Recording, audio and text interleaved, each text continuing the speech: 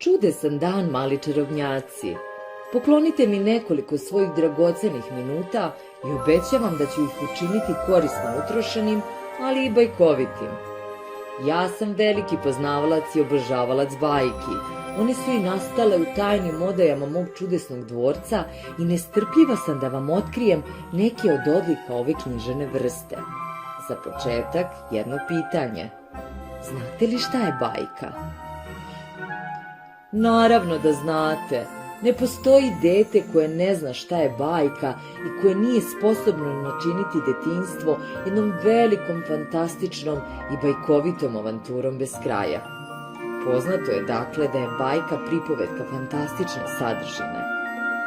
Prepoznajemo je po mitološkim, nadprirodnim i čudesnim bićima koja su nosioci radnje, vilama, zmajevima, aždajama, vešticama, sirenama, patuljcima, začaranim princezama, ali i čarobnim predmetima, magičnim sredstvima, čudesnim pomoćnicima, nestvarnim događajima. Česta su i fantastična pretvaranja i čudesne životinje koje mogu da govore i misle. Bajke mogu biti narodne i autorske, odnosno umetničke, i objasnit ću vam razlike i sličnosti između njih. Vuk Stefanović Karadžić, naš veliki proučavalac jezika i narodno-kulturnog blaga, sakupio je, zabeležio i izdao narodne bajke i nazvao ih ženskim pripovetkama ili gatkama. U njima se po njegovim rečima pripovedaju kakva čudesa, ono što ne može biti, i njih i slušalac i pripovedač smatraju nestvarnim. Autor narodne bajke je nepoznat. Potekla je od darovitih i nepoznatih pojedinaca, prenosila se usmeno i imala zabavan karakter. Poznate narodne bajke su Baš Čelik, Međedović, Đavo i njegov šegrt, Aždaja i carev sin. Autor autorske bajke sa druge strane je poznat. Poznati autori bajke su Hans Christian Andersen, Charles Perrault, braća Grimm, Desanka Maksimović, Grozdana Olujić, Stevan Rajičković. Narodne bajke odlikuje stereotipan, ustaljen, formulaičan početak. One počinju sa bio jednom jedan, nekada davno, bio jedan car pa imao 3 sina, negde daleko. Stereotipnim početkom pripovedač postiže tajanstvenost, zadobija pažnju slušalaca i prenosi ih u svet neobičnog i čudesnog. Narodne bajke odlikuje i ustaljen, odnosno stereotipan završetak. Na primer, živeli su srećno do kraja života. Završavaju se obično junakovom ženidbom i stupanjem na presto. U autorskoj bajci ne nalazimo ovakve ustaljene početke i završetke. Njih odlikuje odsustvo inicijalnih i završnih formula. Početak i kraj autorske bajke zavise od mašte autora, dok narodna bajka ima srećan kraj i radnja se završava naglo, čim glavni junak postigne cilj kojem je težio. U autorskoj bajci kraj ne mora da bude srećan. Bajka se može završiti i stradanjem i smrću junaka. Narodne bajke odlikuje crno-beli sukob dobra i zla, tako da imamo junake sa izrazito naglašenim pozitivnim ili negativnim osobinama. Odsutna je psihološka karakterizacija, likovi su ustaljeni, o njima zaključujemo na osnovu njihovih postupaka i verujemo pripovedaču na reč da su oni jednostavno dobri ili zli. U stalnoj borbi dobra i zla, dobro mora pobediti. U autorskim bajkama ove etičke kategorije složenije su i više iznijansirane. Svet dobra i zla, istine i pravde nije nužno tako jasno polarizovan i u konačnici dobro i ne mora pobediti, kako to često biva i u realnom životu.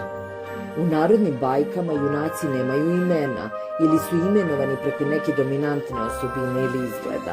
Ne samo nadprirodna bića, već i obični ljudi u bajkama često imaju nadprirodne moći.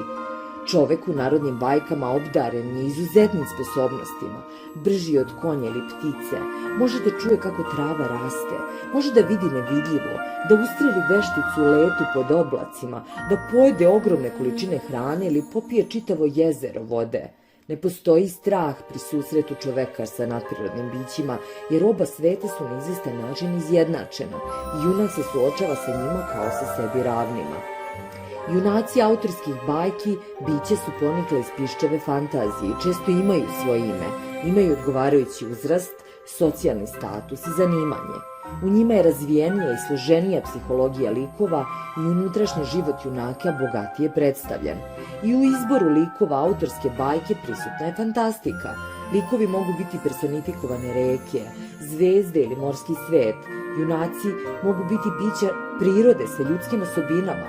Glavni junak može biti životinja, neljudsko biće, biljka. U narodnim bajkama vreme i prostor su neodređeni. U pitanju su daleka mesta koje su skrivena odrednicom negde. Do njih junak uglavnom mora da putuje, da savladava različite prepreke. Ne govori se tačno kada se radnja dešava. Ona je često smeštena pod vremensku odrednicu nekad davno. U umetničkim bajkama vreme i prostor su konkretizovani. Tako ćemo znati da li je radnja smeštena u prošlosti ili pripada modernom savremenom dobu. Prostor se često vezuje za konkretne geografske pojmove. Dominantna forma pripovedanja u narodnim bajkama je pripovedanje u trećem licu.